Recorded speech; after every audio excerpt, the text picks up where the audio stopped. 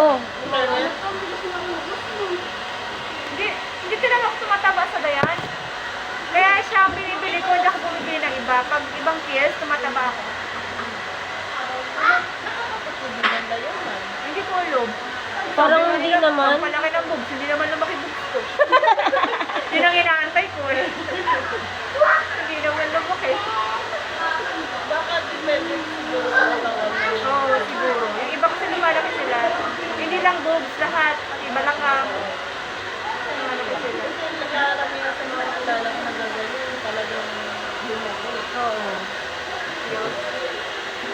Kasi lumalaki din siya siguro sa mga Pag tumataba ka daw sa pills, ibig sabihin hiyang mo. Oo. Hindi, nagpa-fasting ka rin kasi. Oo, kumakain ako. Importante siguro. Kasi ano rin, pag fasting, nare-regenerate yung cells mo.